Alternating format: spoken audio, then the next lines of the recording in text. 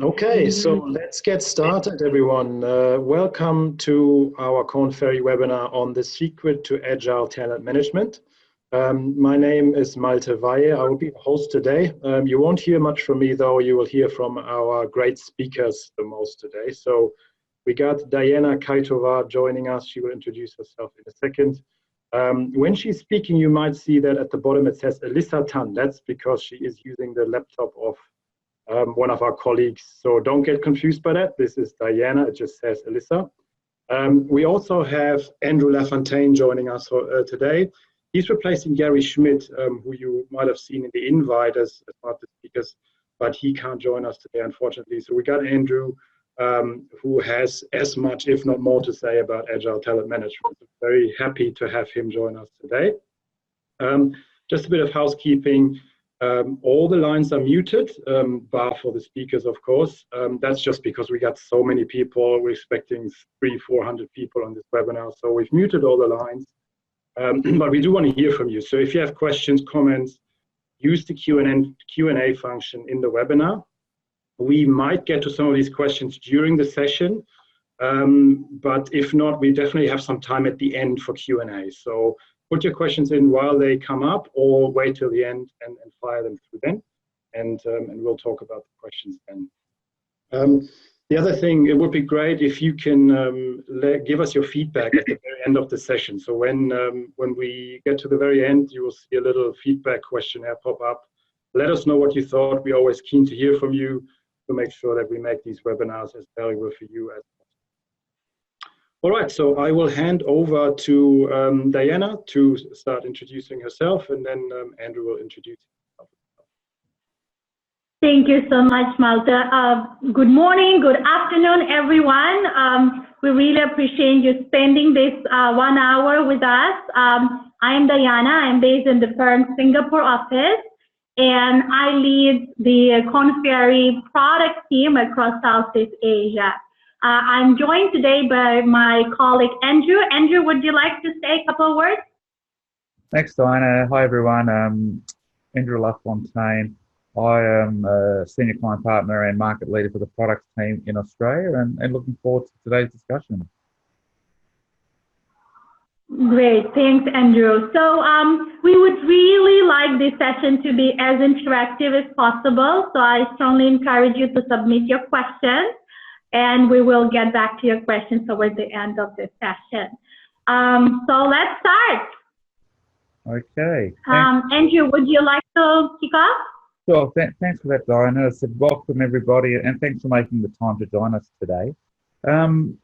Look, I think today, we're talking about talent management, and really many organisations, globally have always looked to and often struggle to really think through what does integrated talent management look like, and also think through how do you drive that at scale across the organisation.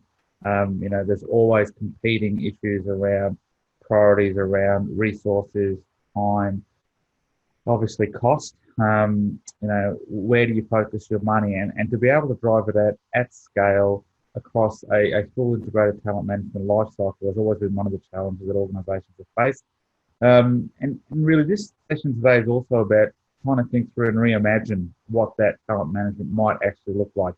But to do that, and before we start to talk about that, and Diana will talk a little bit about how Korn Ferry is working with clients around, reimagining talent management, I think one of the key things is to really understand what some of the global trends that are impacting organisations, and many of you would be experiencing this in your current, working environments within your organisations, within your roles, trying to deliver on, some of the employee value propositions that your organisation have. And so, with the changing workforce, many countries, for the first time have 5 generations in the workforce. And, in Australia, that has not happened before.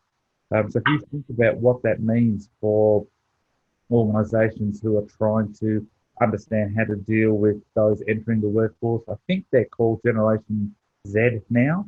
And then if you think about people who are still in the workforce in their late 60s and sometimes even in their early 70s, how do you engage and how do you develop those different people? So huge challenges around that changing workforce. We've all been living the increased globalization. There is this webinar is a great example of that increased globalization.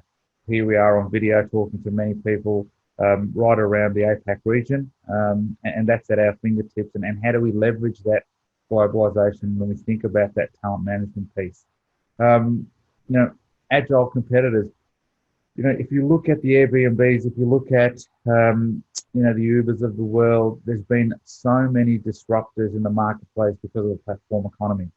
So how do we actually think about our own organization and where's that next competitor coming from? They're most likely coming from, a couple of people sitting in their garage thinking about how to break business models. So, organizations have to continually think through where their competitors are coming from, how does it impact them, what happens if in the financial services industry, if the Apples and the Googles decide to get into financial services, what does that mean for all the traditional banking? So many competitors and really understanding and breaking the business models. I mean, that's linked directly with that need for innovation. Every organization needs to think through how do we think through different services to our customers, what's our operating model, what's the different ways that we're working. It's not just about the technology. The technology is one component of it, but digital disruption, which is the next one, is really around all those other areas.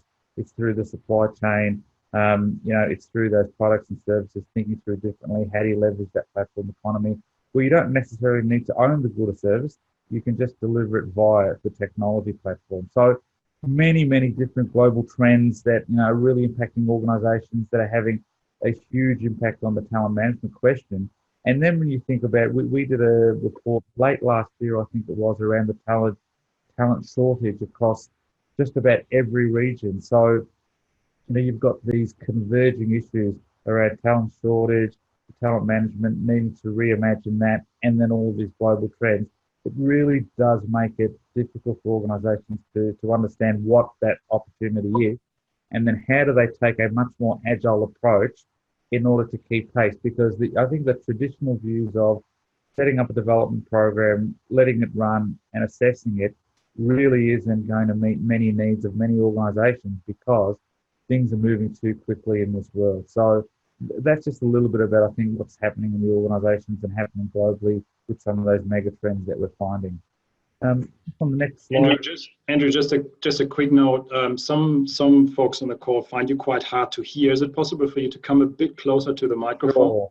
I don't know whether or not they're going to want to see my face so closely, but I will do that. Hopefully it's a little bit better. And maybe I'll just try and turn the volume up as well. Okay, the volume's right up. Okay, so hopefully everyone can hear now. Okay, great. Someone just said I can hear you clearly. Fantastic. Much better. Great. Don't you love technology? Okay, so next slide.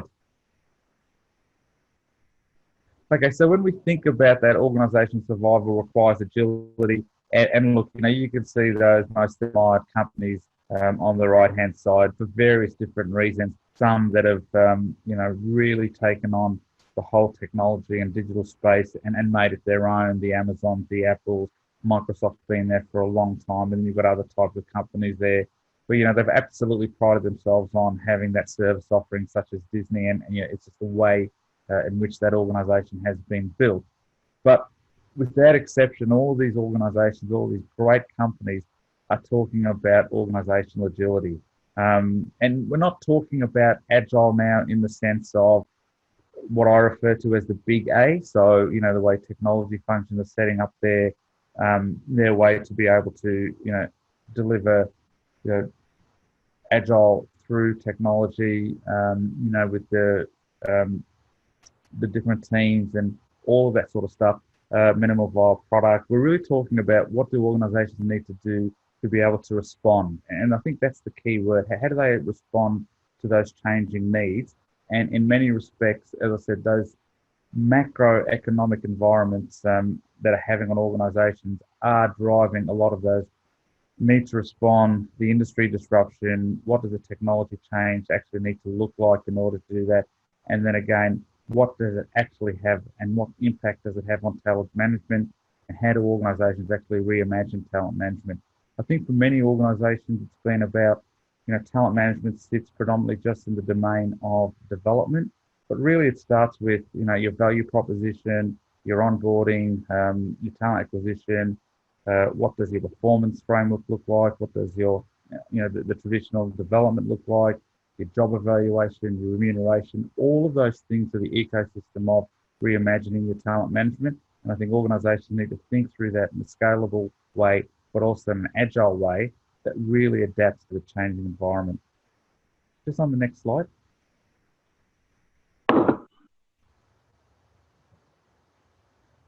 So let's just briefly talk about what we're seeing as some of the potential barriers to agile talent management. As I said, it's the small A as opposed to the big A, and if everybody knows what that means. Many organizations have to keep growing. There's a combination, in terms of there's absolute growth. A lot of organizations still have to control their costs. But, these days, because of the globalization of just about every industry, growth has become an imperative for every organization. So it's a matter of we need different types of workforces. That growth might come through M&A. How do we actually grow in those types of environments where it's constant, it's both organic, inorganic, and what does that actually mean? I've done a lot of work personally, in my consulting in terms of operating models, and really most organizations still continue to look at, and as they do, but in the context of what we just talked about, what's the right operating model for an organization to grow?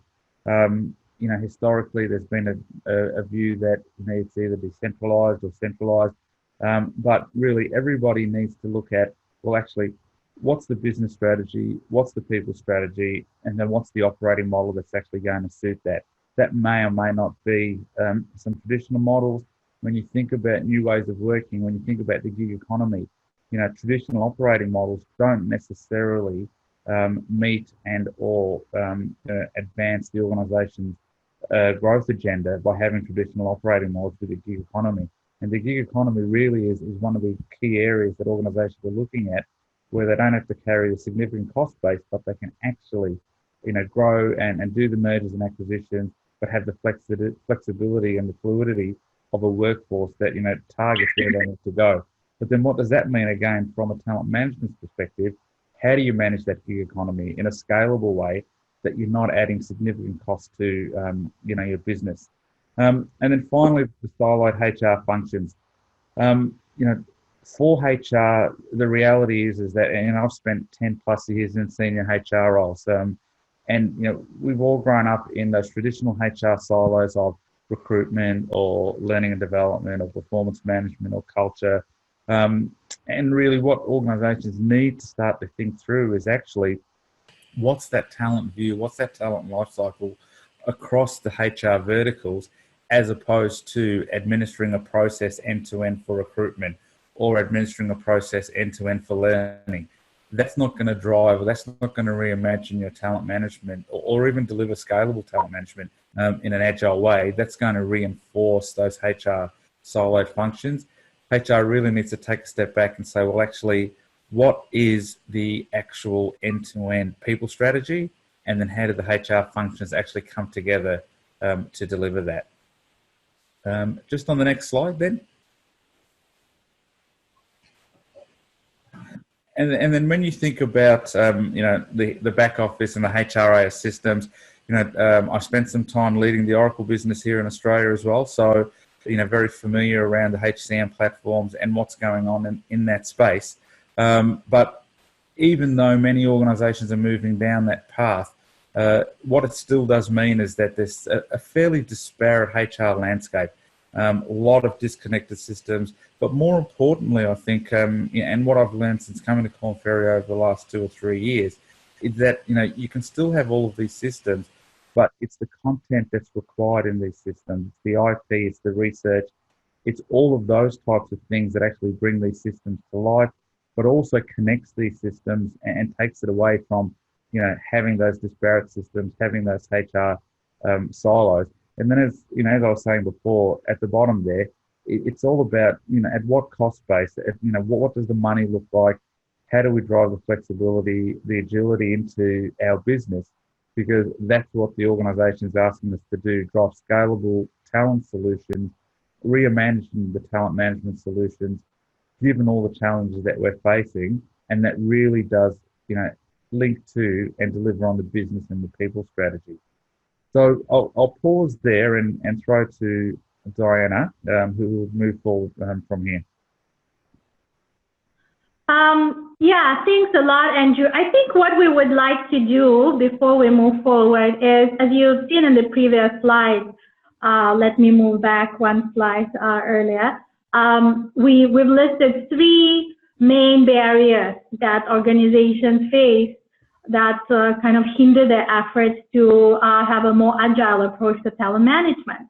And we would like to hear from you which of these might be applicable to your organization. So we're going to run a very quick poll. You should see it on your screen right now. I appreciate if you just very quickly vote on, what are the barriers in your organization, and then we will be able to see the results on the screen. Okay, so what do we see here? Well, no surprise, 42% of those who voted indicate that it is a siloed HR function that hinder the efforts to build a more agile talent management framework in their organization. So let's look at what Andrew just mentioned. When organizations need to respond fast and be very nimble, the HR processes, the structure of the organization, the nature of the roles or the scope of the roles also changes very, very rapidly. And traditionally, the HR professionals, the HR functions really struggled with being able to adapt fast enough to support business with those critical tasks. And I believe that to achieve that, things like integration, connectivity, and alignment are really, really critical. And this is where we believe that Korn Ferry can help. We invested significant amount of energy into creating a new integrated offering that we call Talon Hub. Talon Hub enables our clients, enables organizations to access all of the best practices and IT that Korn Ferry has in one place. If I had to put it in a really, really high level, Talon Hub is an aggregation of all Korn Ferry data, insights, benchmarks, accessible and deliverable through a very user-friendly, very intuitive software as a service-based application. It allows organizations to continuously listen to the voice of their employees, right, by conducting just-in-time surveys. And we all know that in times of change, the employee engagement can easily suffer. So being able to keep the hand on the pulse of your workforce is very, very critical. It allows you to quickly and easily redefine roles and what good looks like in a role, and then assess either external or internal participants against that definition of what success looks like. So you're able to conduct assessments both for selection or succession planning or leadership development purposes. It allows you to very quickly benchmark the compensation data to the market or look into internal equity. It also enables organizations to use AI-driven candidate sourcing platforms to improve and streamline your candidate sourcing process. So your talent acquisition teams can have more time to actually focus on candidate experience and support hiring managers with their decision makers. It also allows you to drive performance by linking the performance management with development. And all of that is possible in one platform. Organizations have autonomy and flexibility to either use all of those functionalities or just select one or two, depending on their priorities. And as I mentioned, all of this is delivered via one platform that we are calling Talon Hub. And as you can see on your screen, on the top of this picture, there are different tabs. And depending on which components of Talon Hub your organizational needs, you will have access to that particular component, either assessment or pay or perform or recruit and so on. So being able to have all of the content, all of the data in one place, that's the first step. That's a very good beginning. However, it is not sufficient. Very often in times of change, the structure of the organization changes rapidly, and that means that new roles emerge, or existing roles go through a very significant transformation. Maybe different functions merge together, or completely new responsibilities and new expectations of the role. And without having clarity and alignment of what those new roles look like, what type of a person will be successful in that role, and having that accepted and communicated by everybody in the organization, it's really hard for HR professionals, for talent management professionals to do their job, right? Roles like digital marketing, cybersecurity, some very new, innovative, creative roles are emerging, and a lot of organizations really find it challenging to get alignment and consistency on describing those roles. And that's why a core component of this platform is the library of success profiles. So the concept of success profile is a research-based definition of what it takes to be successful in a role, in any role, right? And what we did in Korn Ferry, we created a very robust library, over 4,000 success profiles that cover all functions and all levels within an organization. There is a success profile for marketing executive, there is a success profile for cybersecurity manager, for business unit leader or functional leader, and so on. The access to this library includes the license for Korn Ferry Leadership Architect, and some of you might be familiar with that. That is a Korn Ferry competency framework, which is really rigorously researched and validated. And that content includes both competency definitions, competency anchored ratings, and behavioral anchored ratings that are extremely helpful in defining different capabilities and behaviors that are needed for success in the role. And organizations can use this content, the competency content, to maybe design or refresh their existing competency framework, and then configure it on Talon Hub.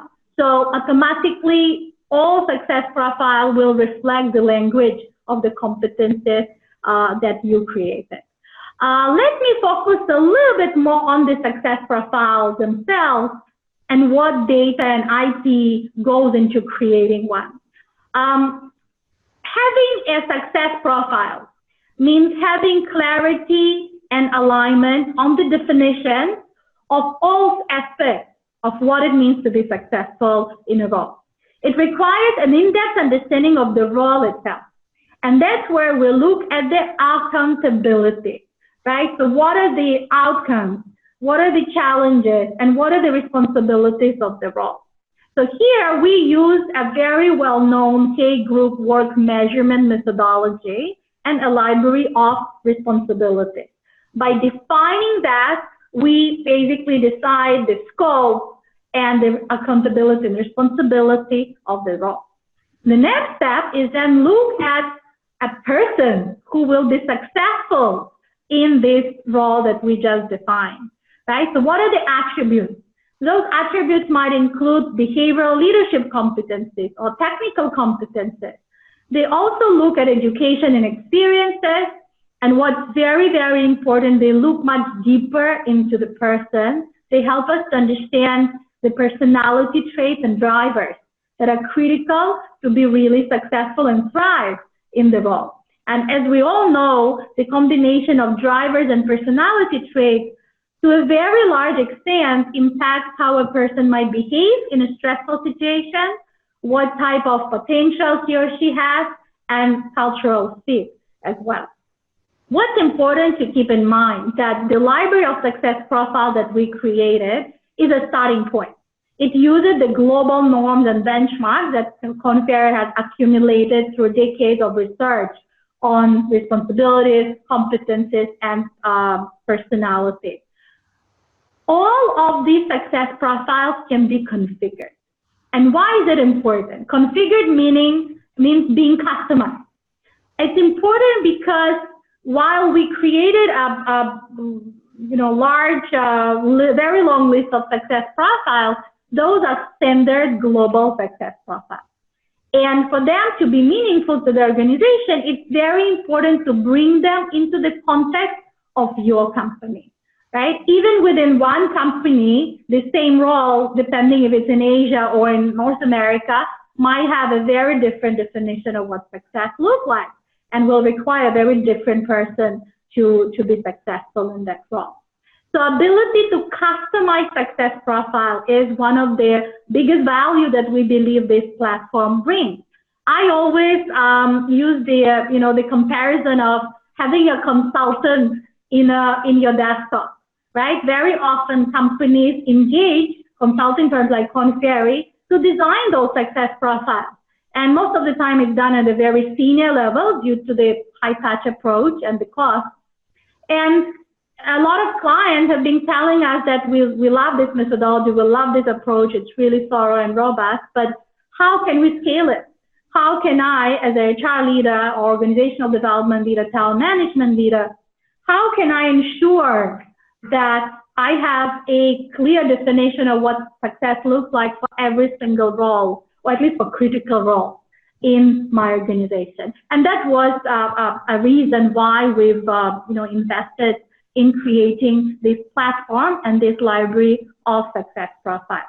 So if I summarize, what the access to success profile library and competency content offers is ability to get consistency and alignment on the description of what success looks like for many, many different roles, from CEO to individual contributor.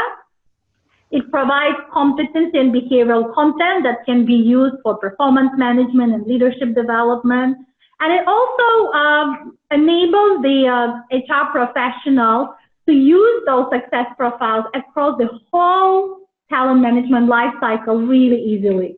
And we all know that HR colleagues are often really bogged down with transactional administrative work, and they don't have enough time to focus on making a strategic impact. So let's bring this to life with some examples. I'd like to share with you some client stories. Clients, organizations that have worked with us and already adopted Talon Haas, and you can see that there's so many different applications and really easy to use approach to this success profile. So let me start with a very interesting project that we've recently completed. A global retail organization is going through a digital transformation, right? So they are trying to become a digital platform. To achieve that, they had to acquire a number of companies, and then the business leaders felt that the integrating all the IT functions into one was very critical. And more importantly, they felt there was a need to reimagine what this new IT function should look like and how we can support the organization in that strategic objective of becoming a digital company. When we met with a person who was tasked to lead this project was organizational development head. So when we met with her, the reason she reached out to us was she needed to create, among many things, she needed to create job descriptions. And she knew that we had that capability. But then when we asked her what else she had to do as part of this project, we realized that they had to design the structure of this function, they had to define the roles, design the job descriptions, they had to create career paths, as well as define what type of participant or candidate will be the most successful in that role. And then we showed the library of success profiles, we showed the Talon Hub, and immediately this organization realized that instead of creating 3 separate teams, that was their original plan, one team was supposed to work on job descriptions, another on the capability framework, and another on the structure and career path. They realized that Talon Haas could help to bring it all together and make it significantly easier for the team to collaborate. In addition, they had a really, really tight timeline. The business could not really give them sufficient time, and they felt that this platform would really enable them to complete the project much faster. So the solution itself, what this organization used, that they got access to the library of over 4,000 success profiles. There were a lot of roles for IT functions, digital functions, but they knew that there were success profiles for all the other roles in the organization as well. They were able to configure the success profiles to customize them really easily to bring into the context of organization. Basically, they translated the business strategy into the behavioral leadership competencies. They've identified technical competencies required, as well as other personality type attributes. Then they were able to very easily, with a click of a button, create very nicely looking job descriptions that were consistent globally. And then the last part of it was they used success profiles to create career paths. So they took the success profiles from this IT function and looked at from the specialist, the first level manager, mid-level manager, director level success profiles. And those profiles had a very clear indication of what capabilities a person would need to build to progress throughout this career ladder. What was really important for them, they were able to complete this project within 3 months rather than 8 months that they originally estimated. So that was certainly something that this organization really appreciated. And they were so excited with this pilot that now all the other functions are looking into learning more about it and leveraging this access for their own needs. So I think we are very proud, of course, of this project because it was had such a tremendous impact on the ability of this HR team to support business with their digital transformation. I wanted to share with you some other ways, some other applications that you could have. As I mentioned, the success profiles acts as an anchor, something that really brings together everything you do with your talent. A lot of clients use these success profiles for leadership development, to define and describe what are the leadership competencies, behaviors, drivers, and personality traits that are critical for getting to a certain level that participants aspire to. A lot of the organizations also see an opportunity to use the competency content to either design or redesign their leadership competency framework. And then they see the success profiles that uses that competency content as a very easy to use tool that they can give to their line managers to make sure that the competency framework is truly working for them. The success profile can be used for recruitment, for behavioral interviews. It comes with the interview guide. It can be used for career discussions.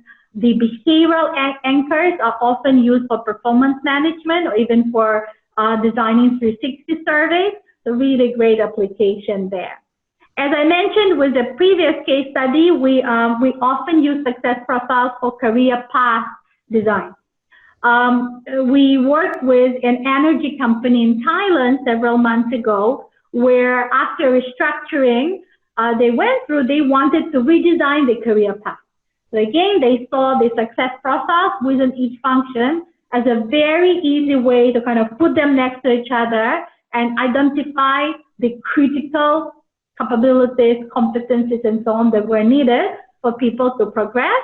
And then they trained their line managers to use that content for career discussion with the employees. Customized success profiles are often used for assessment purposes. Korn Ferry has a wide portfolio of psychometric assessments. They all sit on Talon Hub as well. So as the success profile is customized, you define what competencies are more critical, what level of proficiency they should be. You define what are the key personality traits that really need to be strong to ensure the right type of potential, the right type of behavior. You define the drivers that are most critical for cultural fit. All of that is reflected in the target scores for psychometric assessment. So you basically are able to assess your talent against that custom success profile that you created. Some companies that are very rigorous about their workforce planning, they see an opportunity to really kind of create a baseline to understand what are the current capabilities of the organization in terms of competencies, behaviors, and values, and identify the gaps to build the future capability. So this is a more enterprise-wide application, but those companies that are more advanced and they approach the strategic workforce planning really appreciate that, that capability. So let me pause here. I think we've shared quite a lot of information and content with you. As you can see, we're very excited to introduce Talon Haas to the colleagues in the region. And we believe that, of course, it's not a magic wand. It will not resolve all the issues, but it's a platform that can really enable talent management, HR teams to streamline and integrate a lot of the activities, a lot of their programs that they're currently conducting with their talent. And I think we are now ready for Q&A, aren't we? Yes, thank you, Diana and Andrew, for running us through this. And thanks everyone who has already submitted their questions. So please use the Q&A function to do that. We've had quite a number of questions come through already, but please add yours as well. We will address some of those questions now. So I can't unfortunately promise you that we get to all of them. There's quite a number of them, but what I do promise you is that we will get back to you afterwards. So if we don't get to your question today, we will definitely send you an email or get in touch after the webinar so we can answer it via email or maybe in a call. So I encourage you to add your questions there, and I will pull up some of these questions right now. So let's start with some of the sort of quite fundamental questions that we got right at the start. Maybe Andrew, for you, very fundamental. How do we define talent and how do we measure their impact in organizations? Yeah, I think that's a really interesting question, I think, in today's world, Malte, and thanks for the question. You know, a lot of organizations are still defining talent as performance and really looking at who are their high performers and are they the talent. And we all know that those two things sometimes are correlated, but sometimes are not. So I think, first of all, organizations have to have a much broader view of that concept of talent in the organization. And then they've also got to be able to link that concept of how they're now defining talent across the organization to much more, you know, closely into their overall business strategy, as opposed to specific performance metrics. Because again, we also know that often performance metrics in organizations at an individual level doesn't necessarily correlate with the business strategy. So I think the first thing I'd say is definitely it's got to be a much broader definition of talent and across all levels, not just the 9 box, but across all levels and people performing in all, you know, types of roles across the organization. So I think that's probably the most important thing is, and that'll be different for every organization, but to move away from the 9 box and for it to be a lot broader. Great, thank you, Andrew. Another question that came up right at the start when we were talking about the siloed HR functions. How should HR reorganize themselves? Someone's asking to really connect to the people strategy and to get out of those siloed functions. Maybe, Andrew, that's another one for you, given you talked about this at the start. And maybe I'm close to the microphone again. Quite muffled. I'll go a bit closer. Look, I think what's really important with HR trying to break down the silos is they really need to anchor their operating model in their service delivery model, not wanting to get too technical, but in their people strategy, as opposed to having they're being aligned to and only delivering their individual vertical strategy, whether it be learning or recruitment or whatever. If they start with their people strategy, then they're going to be able to articulate what their integrated talent management strategy will be. And then they can actually anchor that and line up against that. And then what you'll find is that teams will need to start to work together across functions to deliver on that people strategy, as opposed to everyone going off and delivering on their vertical strategy. So I hope that makes sense, but that's the best way to do it. And we've done some operating model work recently with quite a few organisations on their HR transformation. And that was really the end-game premises around anchoring that operating model around the people strategy and not around the individual silos of each HR vertical. Okay, great. And Malte, if I would like to add to that, what we are seeing in many of our client organizations more and more, that they would like their, let's say, their center of excellence people to assume a HRBP role for a part of the business at the same time. So they're trying to kind of have the best of two worlds. Right? A person will bring the specific expertise to the business, but having that HRBP role will also allow them to be closer to the business and understand what the employees are going through, what are the strategic priorities, and so on. So I've been seeing more and more of this type of model. Yeah, interesting. Okay, the next question here is sort of around the executive mindset that is often really just looking at the immediate business priorities, and therefore HR often has problems overcoming that and really showing the value of this strategic talent management. And often this person said as well, the executives think that talent management should be driven by the employee itself. So how can HR overcome some of these obstacles? Maybe Diana, if you start. Yeah, maybe we can start with creating a success profile for the executive. Well, I believe that every business leader's responsibility is to develop talent, right? And I know how difficult it is for many of my HR clients to overcome the very old-fashioned view of talent is just get things done, right? So what Andrew talked about in terms of performance versus talent, it is really hard. And I think there's a lot of research that proves that investment in talent, in leadership, in talent management has very significant ROI. So I would suggest starting with that. A lot of business leaders, they speak the language of ROI, money, returns, right? So demonstrating that even some, not even investments, financial investments, just some small changes in attitude and mindset from the C-suite, from the top level leadership has a very significant impact. What I would suggest in a very practical way, give them access to younger employees. I think sometimes the senior leaders get so removed from what's really happening on the ground.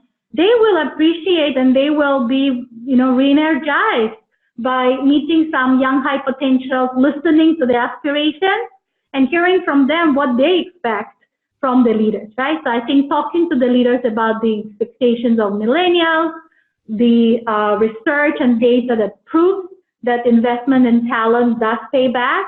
We started this presentation with talking about world's most admired companies, right? So there's a lot of research that proves that ROI is there. So those would be my suggestions.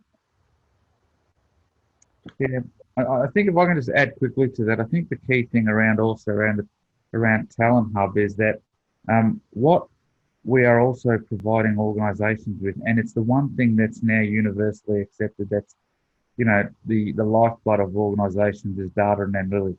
So with Talon Hub, you're all of a sudden getting an unbelievable amount of data and analytics that you can then start to use.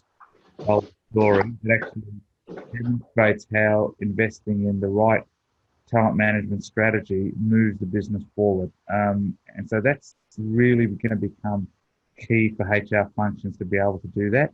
I think the other thing, Malta and Rosanna, that we should share with everybody on the webinar is our paper on reimagining talent, the 8 imperatives for reimagining talent management. I think that's a great deck or a great point of view that will help answer some of those questions as well around, what really matters to the executives and how do you reimagine your talent management in the context of that.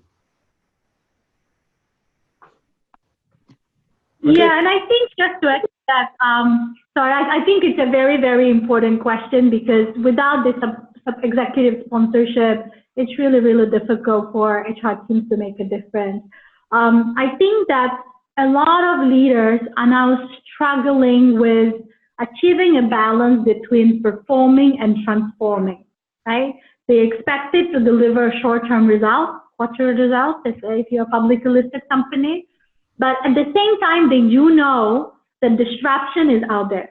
If the business has not been disrupted yet, it will be very soon. And they know and they anticipate, they know that there's a need to transform, but it scares them. Because transformation brings uncertainty, and they're worried that it will impact the short-term results. And it's only by developing the right mindset, the right behavioral leadership competencies, having right drivers, that those things will allow leaders to successfully achieve that balance. And I think it's really hard to argue with the fact that if the organization does not transform itself, it will just not survive. Okay, thank you. We're getting slightly more technical now with the questions. Before we jump into real technical questions around the hub, here's one around, given that organization or the organizational culture plays an important role in shaping this agile talent management practices, have you encountered clients who have had to revisit their organizational culture to keep up with their end state talent management practices? You go, Diana. Absolutely, yes. Right? So any transformation, any new strategy or any transformation that organization goes through calls for a very thoughtful look at the culture, right? Because the culture, as we say, culture is strategy for breakfast, lunch, and dinner, right? So if the culture is not aligned with organizational strategy, the chances are very high that those strategic objectives will not be achieved. And what is culture is people's beliefs, people's values, and people's behaviors, right? And that's where we're looking at that identity and capability side of the leadership of success profile, where every organization needs to say what culture will enable us to achieve on the strategic goals and what type of behaviors are needed to build that culture. And it certainly starts from the leadership level, and then it needs to be scaled across the whole organization. So the answer is yes, absolutely. Yeah, and I think just finally, obviously, those components, the behavioural components on the success profiles really should link, and we can link it through the Talon Hub into your, defining the culture for an organisation.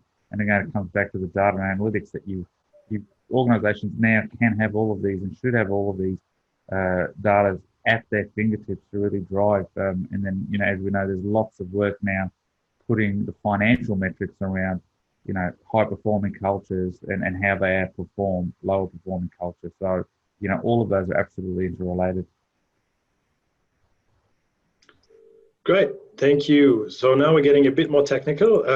Someone asked if we could share a bit more about the workforce planning tools that you mentioned, Diana. Could you give a bit more detail there, knowing that we don't have a lot of time, so we can definitely pick up that conversation, but maybe just a quick summary. Sure. So just to clarify, Talon Hub does not have a workforce planning tool per se, right? So what it enables organizations to do is, after you've identified the capability that is needed in 3, 4, 5 years to achieve the strategic goals, you need to immediately look internally and see what capability do we have now and what capability gaps exist. And to identify those gaps, first you need to have a very clear definition of those capabilities. And success profiles allow you to do that both at the behavioral level at the level of looking at what drives the person and what type of potential this person has. So assessing organization, or at least the people who are in the people management roles, will allow you to establish a baseline, right? So will allow you to say, these are, let's say, top 5 behaviors or capabilities that we need 5 years from now, and 3 of them we have significant gaps across organizations. So I would say it's kind of doing an organizational diagnostic in terms of capabilities that are needed in the future versus capabilities that currently exist. And the success profile can be used for this purpose on its own, or you could even consider assessing a large amount of people to have data, validated data, to show where the gaps are. Okay, thank you. The next question, how is gender stereotyping being managed in the success profiles? It is a very interesting question. All success profiles start with looking at the role, right? And when we start with that view, what are the responsibilities and the scope of the role? We're not thinking of a person yet. We're just thinking of what is required to do this job. And then once we define that, we start looking at softer side of things, right? We look at leadership behavioral competencies, personality, and drivers. All of that is informed by the global benchmarks and global data. And for us, it's very important because we want to make sure that our norms are fair and do not discriminate on any type of population. So we ensure that our norms are inclusive of all regions, genders, and so on. So from the technical side, that is being taken care of. However, when the process of customizing success profile is done, it is done by the HR teams in collaboration with the business leaders. That is where there is some risk of biases, of course, but I think the best way to manage it is to use the descriptive language of the success profile. There is a very clear and concise language that describes behaviors, right? Rather than assuming that some demographics are stronger in those attributes. Yeah, I hope I was able to answer that question. And we had a few questions that go in a similar direction, Diana, around whether or not the success profiles take cultural implications, cultural factors, geographies into consideration as well. Can you comment on that? Yeah, that is a very good question. The library of success profile that we have created, over 4,000 right now, those are global success profiles. So we look at every function and every role, level by level, and we look at what does the data tell us? What are the most important competencies, personality traits, and drivers to succeed in this particular role? Then what happens is that every organization will go through a process of customizing those success profiles. And this is where the culture of your organization, the strategic context of your organization comes into play, right? Because it is not possible for us to create a success profile for every country, every region, and it's not needed, right? Because two companies in the same location, in the same sector, will have a very different success profile depending on their strategy, right? So let's take financial services. You have two banks. One is going through digital transformation, becoming a digital platform. Another is a very traditional retail bank, right? So they might be located in the same place, they're in the same sector, but their culture, their business strategy is completely different. So the success profile that they will customize will look very differently.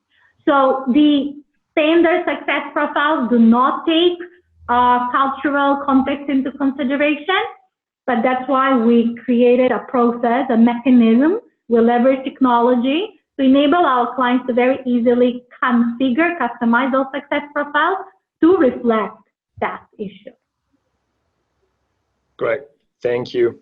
Andrew, we talked a lot about career ladders and career progression as part of this webinar. There was one question here, quite provocatively asking, is there even a career ladder in this VUCA world? What are your thoughts there? Yeah, I saw that question. I'm glad you asked it, Malta, because I actually really like that question. I actually think you're right in this VUCA world that Simon, who asked the question. I think that the career ladder is actually the development. It's the development that we're being able to give the employees in their role and for other roles, and for the emerging work that's coming into organisations that technology and the data and innovation is driving. And then I think that career ladder and that lattice methodology, as Simon's called it, is then more about how jobs are structured. So yes, in many organisations, they are thinking through differently, how does one role flow to another, given things are changing so quickly. I think it's the agile way in which we're able to develop people, how quickly can we get development, how fluid are their roles being in terms of, defining it appropriately. And this where it comes back to, doing success profiles that you can then change quickly, and you have a system and a capability to do that as the work's changing, as the ways of work's changing, as technology is driving innovation. So yeah, I agree with Simon. I don't think we have the same structured career ladders in many industries that we used to. They still exist in some of the more traditional industries, but I do think organisations are thinking about career ladders more in career development and how do we move sideways up, etc. And what are the skills you need, not necessarily in one job, but in a bunch of different jobs to help progress in your career. Yeah, and I'd like to add to that. A lot of organizations now are thinking of capability build rather than developing people for a particular role, right? And I've worked on several projects where my client said, I have 20 managers, and some of them come from finance, from HR, from marketing functions. I want to see what role they're most suitable for. That role might not be within the same function they are now. So then the success profiles give you opportunity to look at different roles, different functions across the organization in a really very nimble way to see this person, his, her aspiration versus the current capability versus capability organization needs, what career move, what stretching assignment will enable us to develop that specific capability across organization, not only within one function. Great. So I think we have time for one more question. We do want to end on time here. Like I said earlier, we will definitely get back to everyone who has asked a question. The last question here that came up a few times, Diana, are we able to integrate easily with other competency frameworks that are already in place in organizations? Yes, I was waiting for that question. The answer is yes. As I mentioned, the platform is completely configurable. So it comes with a Korn Ferry competency framework content, but it's very easy to configure it using the language that you already have. So a lot of our organizations are large multinational companies that have well-established competency frameworks in place, and we can change the competency names, competency descriptions, and so on. So the answer is yes, and it can be done either with help of our consultants, or if the client feels that they have bandwidth and capability to do it themselves, they're absolutely enabled to do that. Great. All right, so thank you, first of all, Andrew and Diana, for taking us through this today, and thank everyone in the audience for joining. We've had quite a number of people on here, like I said, a number of questions as well. We will get back to all of you. What I would like to ask you is, shortly before we finish this, there will be a little survey. If you could let us know your feedback on the session, that's much appreciated. And after the session itself, we will send you an email with the recording, with the slides from this session as well, and just so that you can get in touch with us as well if you want. So thank you everyone for joining today, and we hope to see you in one of our future webinars. Bye-bye. Thank you and goodbye.